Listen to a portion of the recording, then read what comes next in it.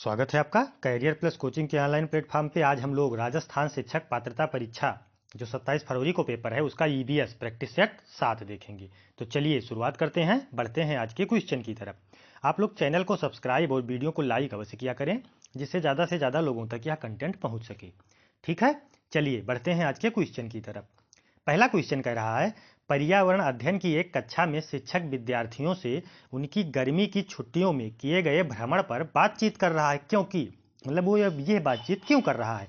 विद्यार्थियों से प्राप्त सूचनाएं पाठ्यक्रम पूरा करेंगी। जिज्ञासु बच्चे राष्ट्र निर्माण के लिए आवश्यक हैं। विद्यार्थियों के अनुभव ज्ञान रचना का आधार है। मतलब विद्यार्थियों का जो अनुभव है वो ज्ञान रचना का आधार है। वह अपना समय बिताना चाह रहे हैं। तो सबसे अच्छा विकल्प यही हो जाएगा कि विद्यार्थियों के अनुभव ज्ञान रचना का आधार है, यानी विकल्प सी सही हो जाएगा। ठीक है, अगर आप उनसे वो अवलोकन करके आए हैं, उनसे आप पूछेंगे, उनके अनुभव को जानने की कोशिश करेंगे तो उनका ज्ञान अस्थायी होगा, इसलिए विकल्प सी सही हो जाएगा। कच्चे तेल का उपयोग किया जाता है डामर बनाने में, प्लास्टिक बनाने में, पेंट बनाने में, औषधि बनाने में, ड्राई क्लीनिंग में। तो कच्चे तेल का प्रयोग औषधियों में भी होता है। ठीक है, पेंट बनाने में भी होता है, प्लास्टिक बनाने में भी होता है, डामर बनाने में भी होता है, ड्राई क्लीनिंग में भी होता है, इसलिए विकल्प डी सही हो जाएगा। ठीक है, चलिए बढ़ते हैं अगले क्वेश्चन की तरफ। इंद्रधनुष में रंगों का क्रम क्या है? इंद्रधनुष में कौन कौन से रंग आते हैं? तो देखिए, वेबक्योर एक शार्ट ट्रिक आपको पता होगी। पहले बैगनी, फिर नीला, फिर जामुनी। ठीक है, पहले बैगनी, फिर मतलब जामुनी, फिर नीला, फिर हरा, फिर पीला, फिर नारंगी, फिर लाल। किस विकल्प में आपको दिया है? बैगनी, नीला, हरा, पीला, नारंगी। नील जामुनी बाद में दे दिया, गलत है। बैगनी लाल ये भी गलत हो जाएगा, लाल पहले दे दिया, लाल सबसे लास्ट में होगा। बैगनी नील जामुनी, फिर यहाँ नीला होना चाहिए, पीला दे दिया, और लास्ट में लाल होना चाहिए, तो ये भी गलत। ये भी बैगनी नील जामुनी, नीला, हरा, पीला, नारंगी, लाल, इसलिए विकल्प डी सही हो जाएगा। ठीक है, वेबकेवर ये आपको याद रखना है, इसी से आप कर लेंगे। चलिए बढ़ते हैं अगले क्वेश्चन की तरफ। इनकी 1859 की पुस्तक on the origin of species, ये काफी बार बहुत परीक्षाओं में पूछी गई है। उत्तर प्रदेश में भी ये पुस्तक पूछी जा चुकी है। में इनके प्राकृतिक चयन संबंधी शोध का विवरण है। यह उद्भव जीव विज्ञान में मील का पत्थर है। इस पुस्तक के रचयिता कौन है? मतलब on the origin of species पुस्तक के लेखक कौन है आपसे पूछ रहा है। Albert Einstein, Charles Darwin, John Mendel, Newton. तो ये डार्विन जी की पुस्तक है। ये बहुत बार बहुत सी परीक्षाओं में ये पुस्तक पूछी जा चुकी है। तो ये किसकी पुस्तक है? चार्ल्स डार्विन की। विकल्प बी सही हो जाएगा। टैडपोल किसके जीवन की प्रारंभिक अवस्था है? मेढक की, मछली की, तारपीडो की, ध्रुवीय भालू की। तो टैडपोल जो है ये मेढक की प्रारंभिक अवस्था है, यानी विकल्प ए सही हो जाएगा। निम्नलिखित में से कौन सा अलग समूह से संबंधित है? आम, इमली, नारियल, नीम। तो देखिए, आम, इमली, नारियल ये फलों में आते हैं, इनका हम लोग सेवन करते हैं, लेकिन नीम जो है ये अलग औषधीय पौधे में आ जाएगा, इसलिए नीम, इन चारों में नीम अलग है, विकल्प डी सही हो जाएगा। निम्नलिखित में से कौन सा अलग समूह से संबंधित है? स्कर्बी, रिकेट्स, रतौंधी, रेबीज। तो कौन सा विकल्प सही हो जाएगा? रेबीज। देखिए, ये सब स्कर्बी, रिकेट्स, रतौंधी ये सब विटामिन के कमी से होते हैं, लेकिन जो ये रेबीज है ये विषाणु से होता है, कुत्ते के काटने से, इसलिए ये अलग है, विकल्प डी सही हो जाएगा। विज्ञान का एक शिक्षक को मैंग्रोव पादपों की तलाश हेतु विद्यार्थियों को किस क्षेत्र में खोज के लिए प्रोत्साहित करना चाहिए? मरुद्भिद, लवणोद्भिद, दलदल में, गर्मवा आदि क्षेत्र में, शीत क्षेत्र में। तो मैंग्रोव पादपों की, तो मैंग्रोव पादप कहाँ पाए जाएंगे? दलदल में, समुद्र के किनारे, इसलिए लवणोद्भिद दलदल में, विकल्प बी सही हो जाएगा। समुद्र के किनारे दलदल में ये मैंग्रोव वन पाए जाते हैं। चलिए बढ़ते हैं अगले क्वेश्चन की तरफ। एक गिलास पानी में चुटकी भर नमक घोल दिया जाए तो जल का स्तर बढ़ जाएगा, घट जाएगा, एक समान रहेगा, उपयुक्त में से कोई नहीं। तो देखिए, ये एक समान रहेगा। ठीक है, क्योंकि चुटकी भर नमक अगर गिलास के पानी में घोला जाएगा तो वो उसमें विलय हो जाएगा, इसलिए ये एक समान रहेगा। विकल्प सी सही हो जाएगा।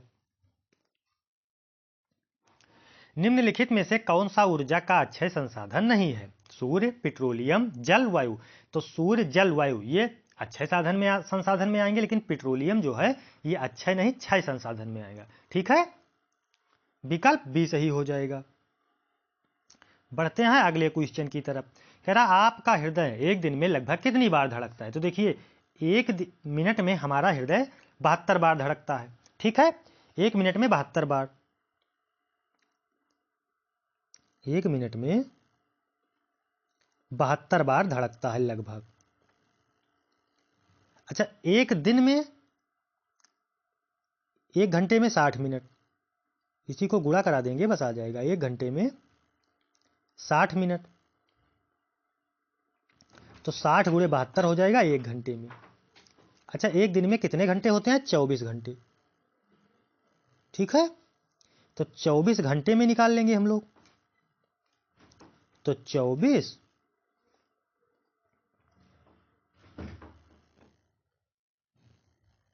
गुणे 60 गुणे 72,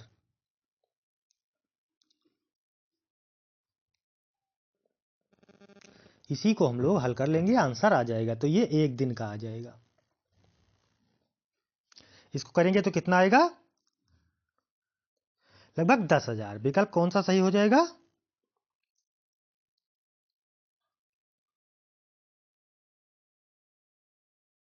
ठीक है, यानी 10,000, ये ध्यान रखिएगा।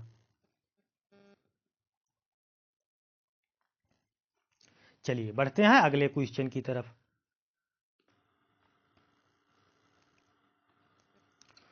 कह रहा हरी खाद से तात्पर्य है फसलों में कृमिनाशक डालना, लेगुमिनस पौधों को की हरी फसल उगाना, मिट्टी में अपघटित कार्बनिक पदार्थ मिलाना, फसलों में ताजा बने पेस्टिसाइड डालना। तो लेगुमिनस पौधों की हरी फसल उगाना ही हरी खाद के अंतर्गत आएगा। देखा होगा आप लोगों ने, गांव में ढैंचा या सनई तमाम नाम की फसलें आती हैं जो बोई जाती हैं हरी खाद के उपयोग के लिए, इसलिए विकल्प बी सही हो जाएगा। बढ़ते हैं अगले क्वेश्चन की तरफ। क्लोन है एकल जनक से प्राप्त पौधे, कायिक रूप से उत्पादित पौधे, आनुवांशिक रूप से जनक पौधे के समान। तो क्लोन जो है ये आनुवांशिक रूप से जनक पौधे के समान भी है, कायिक रूप से भी उत्पादित होता है और एकल जनक में भी प्राप्त होता है। ठीक है, तो इसलिए विकल्प डी उपयुक्त सभी सही हो जाएगा। क्लोन मतलब काई, एक कोशिकीय जीव। ठीक है, विकल्प डी सही हो जाएगा। बंद कमरे में यदि कोई 3-4 घंटे के लिए कोयले की अंगीठी का प्रयोग करता है तो इसका खतरनाक प्रभाव होगा। कमरे का तापमान असाधारण रूप से बढ़ जाएगा, रक्त में कार्बन डाइऑक्साइड की मात्रा बढ़ जाएगी, रक्त में कार्बन मोनोऑक्साइड की मात्रा बढ़ जाएगी, रक्त में हीमोग्लोबिन की मात्रा बढ़ जाएगी। तो देखिए, कोयले की आंच से रक्त में अगर उसको जलाए रहेंगे तो उसके जो धुएं होंगे उससे आपको कार्बन मोनोऑक्साइड की अधिकता होगी। तो कार्बन मोनोऑक्साइड को दम घोटू गैस कहते हैं, ये रक्त में जाके बहुत जल्दी मिल जाती है। तो रक्त में कार्बन मोनोऑक्साइड की मात्रा यानी रक्त में CO की मात्रा बढ़ जाएगी। विकल्प सी सही हो जाएगा। विज्ञान का एक शिक्षक 6 छात्रों के 3 समूहों में बांटता है। प्रथम समूह के सदस्य आपस में आलिंगन कर रहे हैं, दूसरे समूह के सदस्य एक दूसरे के हाथ से हाथ पकड़े हुए हैं, तीसरे समूह के सदस्य एक दूसरे से दूर खड़े हैं। शिक्षक क्या पढ़ाना चाहता है? एकता में शक्ति का पाठ, सामाजिक सद्भाव, समुद्रिक जीव की विविधता, ठोस द्रव गैस की प्रकृति। अच्छा देखिए, 3 छात्रों में किया तो ठोस द्रव गैस, प्रथम समूह में आलिंगन कर रहे हैं यानी ठोस, दूसरे समूह में एक दूसरे का हाथ पकड़े हैं यानी द्रव के अणु थोड़ा दूर दूर होते हैं, और तीसरे में एक सदस्य एक दूसरे सदस्य से दूर खड़े हैं यानी गैसों के अणु बहुत दूर दूर होते हैं। तो ये क्या पढ़ाना चाह रहा है? ठोस द्रव गैस की प्रकृति, क्योंकि ये विज्ञान का अध्यापक है, इसलिए विकल्प डी सही हो जाएगा। यदि एक अध्यापक आलू, चावल, ब्रेड व शक्कर के उदाहरणों का सहारा लेता है तो क्या पढ़ाना चाहता है? विटामिन, कार्बोहाइड्रेट, प्रोटीन, खनिज लवण। तो ये क्या पढ़ाना चाह रहा है? कार्बोहाइड्रेट। विकल्प बी सही हो जाएगा। कुनैन नामक दवा प्राप्त की जाती है नीलगिरी के पौधे से, एकोनाइट के पौधे से, सिनकोना के पौधे से, जलीय पौधे से। तो ये क्या किससे प्राप्त की जाती है? सिनकोना के पौधे से, यानी विकल्प सी सही हो जाएगा। चलिए बढ़ते हैं अगले क्वेश्चन की तरफ। अवलोकन, प्रयोग व डाट डाट विज्ञान की 3 विधियां हैं। अवलोकन, प्रयोग और तीसरी क्या है? निगमन विधि। विकल्प कौन सा सही हो जाएगा? ये विकल्प निगमन।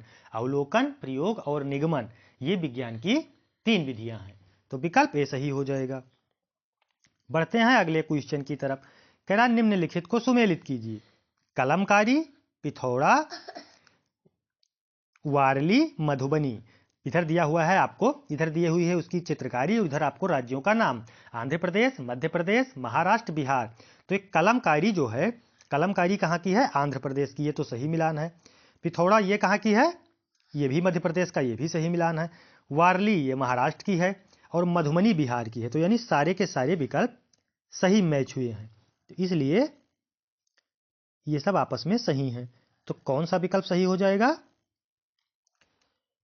1, 2, 3, 4। जब चारों सही मिले हुए हैं तो विकल्प बी सही हो जाएगा, यानी 1, 2, 3, 4। चलिए बढ़ते हैं अगले क्वेश्चन की तरफ। डाट डाट एक वलय प्रणाली में घिरा हुआ है जो अंतरिक्ष में हजारों किलोमीटर तक फैला है। मंगल, शनि, सूर्य, चंद्रमा। तो कौन सा सही हो जाएगा? शनि। शनि के चारों तरफ वलय है, इसलिए विकल्प बी सही हो जाएगा।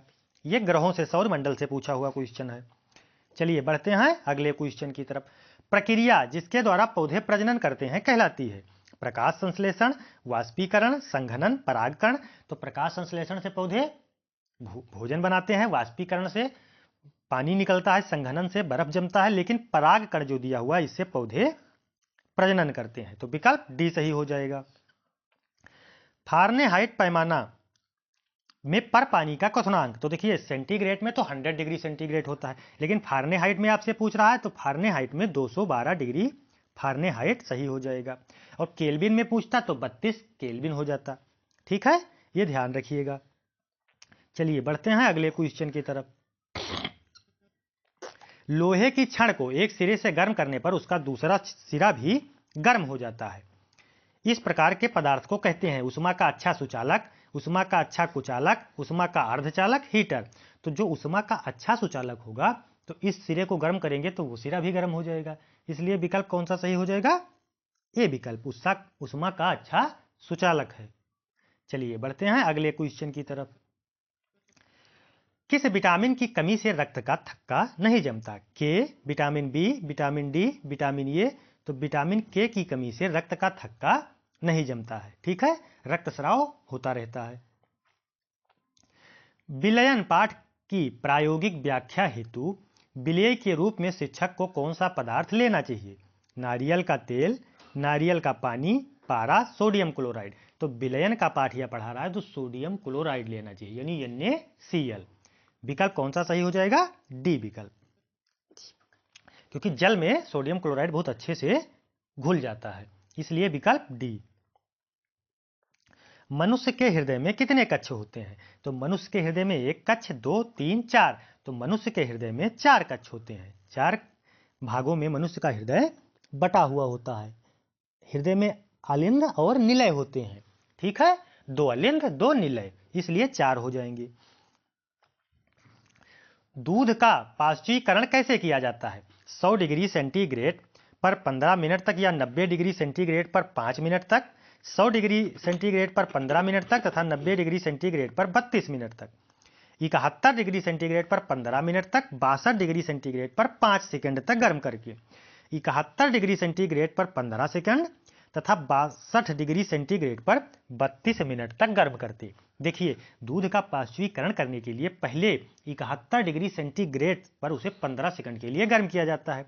फिर या तो आप 71 डिग्री सेंटीग्रेड पर 15 सेकंड के लिए गर्म करें या 62 डिग्री सेंटीग्रेड पर 32 मिनट के लिए गर्म करें। तो विकल्प कौन सा सही हो जाएगा? डी विकल्प।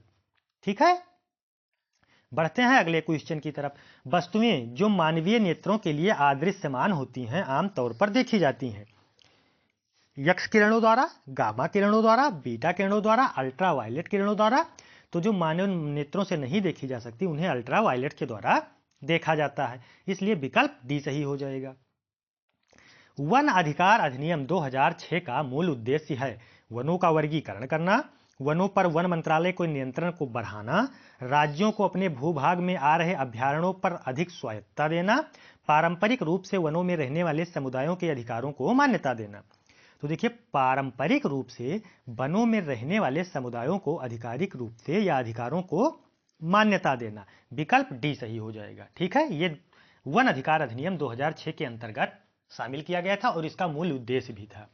ठीक है, आज के लिए इतना ही, फिर मिलते हैं नेक्स्ट सेशन में। 30 क्वेश्चन थे, आप लोग कमेंट में जरूर बताएंगे कि आपके कितने सही हो रहे हैं।